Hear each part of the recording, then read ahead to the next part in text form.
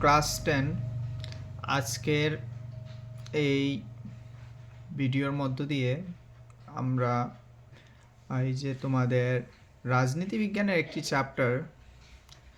চ্যাপ্টারটা হচ্ছে তোমাদের চ্যাপ্টারটার নাম ভারতীয় গণতন্ত্র। এই চ্যাপ্টারটা যে কতটুকু গুরুত্ব তা তো আমরা জানি। এই চ্যাপ্টার থেকে ভারতীয় গণতন্ত্রের মধ্য থেকে বেশ কিছু কোয়েশ্চেন আনসার আসবে এক্সামে। শর্ট কোয়েশ্চেন, বড় কোয়েশ্চেন দুটোটাই আসে। চ্যাপ্টারটার মধ্য দিয়ে আমরা তো কয়েকটা চ্যাপ্টারের ডিটেলস ওভারভিউগুলো দেখবো, যার মধ্যে দিয়ে আমরা কি করতে পারি, যেমন স্বল্প সময়ে বিষয়গুলো বুঝতে পারি। চলো ভারতীয় গণতন্ত্র চ্যাপ্টারটার মধ্যে চ্যাপ্টারটা কী ধরনের বিষয়গুলো আমাদেরকে বলতে চেয়েছে। 1 নম্বর, ভারতে প্রায় 2 শতক 1757 থেকে 1947 পর্যন্ত ব্রিটিশ শাসনের অধীন ছিল। চ্যাপ্টারের মধ্যে প্রথম লাইনের মধ্যে, বাক্যর মধ্যে এই কথাটি বলা হয়েছে যে ভারত কি আছে 1757 থেকে 1947 বিষয়টি তোমরা একদম মনোযোগভাবে শুনবা যে কি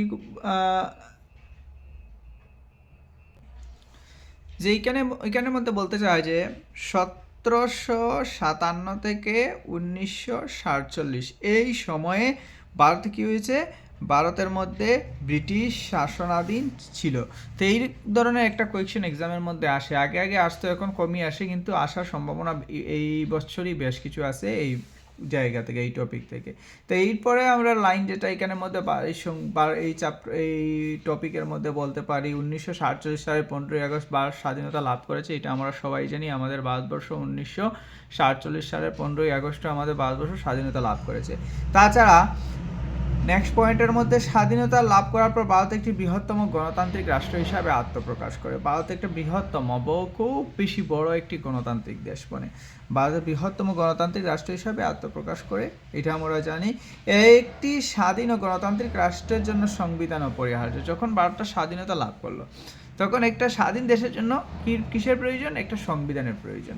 এই সংবিধানের প্রয়োজন, সেজন্য সংবিধান ও গণতান্ত্রিক পরিচয়ের পরস্পর এছাড়া অন্যটি অর্থহীন। সংবিধান ও গণতন্ত্র পরস্পর পরিপূরক। আমাদেরকে চ্যাপ্টারের মধ্যে একটি লাইন দেওয়া হয়েছে, যেমন সংবিধান এবং গণতন্ত্র দুটোটা কি একে অপরের পরিপূরক, মানে এক গণতন্ত্র এবং সংবিধান ছাড়া গণতন্ত্র অচল এবং গণতন্ত্র ছাড়া সংবিধান অচল। যদি আমাদেরকে অ্যাসারশন এবং রিজনিংয়ের মধ্যে কোনো ধরনের কোয়েশ্চেন দিয়ে থাকে, তাহলে এই জিনিসটা আমাদের মনে রাখা প্রয়োজন। অথচ নেক্সটে আমরা বলতে পারি, সংবিধান ছাড়া গণতন্ত্রের রাষ্ট্র কল্পনাই করা যায় না। স্বাধীনতা লাভের পূর্বে সংবিধানের প্রয়োজনের প্রস্তুতি শুরু হয়েছিল। আমাদের দেশটা স্বাধীনতা যখন পায় 1947 সনের 15ই আগস্ট, তার আগেই কিন্তু আমাদের দেশকে যে সংবিধান একটা দেওয়ার প্রস্তুতিটা আরম্ভ হয়েছিল। আরম্ভ হয়েছিল কিভাবে?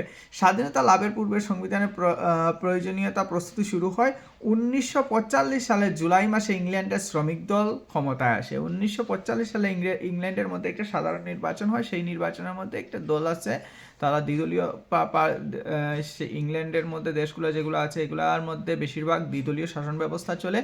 এই ধরনের শাসন ব্যবস্থার মধ্যে থাকা সত্ত্বেও তাদের একটা দল জয়ী হয়েছিল, যে দলটির নাম ছিল শ্রমিক দল। তো আমাদের কোনো সময় কোয়েশ্চেন আছে, যেমন 1945 সালের সাধারণ নির্বাচনে ইংল্যান্ডের মধ্যে কোন দল জয়ী হয়েছিল? আমরা জানি ইংল্যান্ডের মধ্যে শ্রমিক দল জয়ী হয়েছিল, আর সেই নির্বাচনটি কখন হয়েছিল? জুলাই মাসে হয়েছিল। তো শ্রমিক দল জয়ী হওয়ার পরে স্বাধীনতা দেওয়ার জন্য সিদ্ধান্ত গ্রহণ করে, ভারতকে স্বাধীনতা দেওয়ার জন্য সিদ্ধান্ত গ্রহণ করে। কিন্তু স্বাধীনতা তো এমনভাবে দেওয়া যায় না, কোনো এক দেশকে স্বাধীনতা দিতে হলে চালানোর জন্য, সেই দেশকে চালানোর জন্য তার একটি নিজস্ব সংবিধানের প্রয়োজন হয়। তো সংবিধানের প্রয়োজন হয় বলে তারা কি করলো, সংবিধান প্রণেতাগণকে নিয়ে একটা সংবিধান রচনা আরম্ভ করলো। সংবিধান রচনার প্রয়োজনীয়তা প্রথমত 1947 সালের মার্চ মাসে ক্যাবিনেট মিশন ভারতে প্রেরণ করা হয়। তো এই সংবিধান রচনার জন্য 1947 সালের মার্চ মাসে ভারতের মধ্যে একটি ক্যাবিনেট মিশন পাঠানো হয়। কোথায় থেকে পাঠানো হয়েছিল? ইংল্যান্ড থেকে পাঠানো হয়েছিল। ক্যাবিনেট মিশনে ইংল্যান্ডের 3জন ক্যাবিনেট মন্ত্রী নিয়ে গঠিত হয়েছিল। ইংল্যান্ডের 3জন ক্যাবিনেট মন্ত্রী, কয়জন ক্যাবিনেট মন্ত্রী? 3জন ক্যাবিনেট মন্ত্রীকে নিয়ে সেখানের মধ্যে কি করা হয়, একটি ক্যাবিনেট মিশন তৈরি করা হয়। ক্যাবিনেট মিশনের তৎপর্যায় সংবিধান সভা গঠিত হয়। তো এই ক্যাবিনেট মিশনের তৎপর্যায় মানে এই তাদের তত্ত্বাবধানেই আমরা বলতে পারি কি হয়, একটা সংবিধান সভা গঠিত হয়। সংবিধানের প্রথম অধিবেশনটি অনুষ্ঠিত হয়েছিল 1947 সালের 9 ডিসেম্বর। 1947 সালের 9 ডিসেম্বর সংবিধান সভার প্রথম অধিবেশনটি গঠিত হয়েছিল, যেটার প্রথম অধিবেশনের সভাপতিত্ব করেছিলেন ডক্টর সচিদানন্দ সিনহা।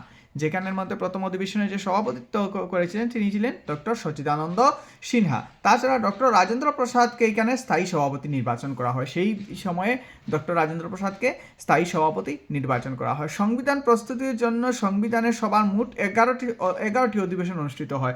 সংবিধান প্রস্তুত করার জন্য বা সংবিধানকে তৈরি করার জন্য যে অধিবেশন হয়েছিল, এখানে মোট কতটি অধিবেশন হয়েছিল? মোট 11টি অধিবেশন হয়েছিল। 11টি অধিবেশন হয়েছিল। 1947 সালে 29 আগস্ট সংবিধান সভা খসড়া কমিটি গঠন করে। তারপর 1947 সালের 29 আগস্টে কি করা হয়, একটা খসড়া কমিটি, ড্রাফটিং কমিটি গঠন করে দেওয়া হয়। খসড়া কমিটির 7জন বিশেষজ্ঞ দল নিয়ে সদস্য নিয়ে গঠিত হয়েছিল। খসড়া কমিটি যেটা গঠিত হয়েছিল সেটা 7জন ব্যক্তিকে নিয়ে গঠিত হয়েছিল। তার মধ্যে আমরা দেখতে পারি doctor Bhimrao Ambedkar, doctor B.R.. Ambedkar খসড়া কমিটির অধ্যক্ষ ছিলেন। এই যে আমাদের ডক্টর বি.আর. আম্বেদকর, তিনি ছিলেন খসড়া কমিটির অধ্যক্ষ। প্রায় 3 বছর পরিশ্রমের ফলে খসড়া কমিটি সংবিধানের খসড়া প্রস্তুত করে।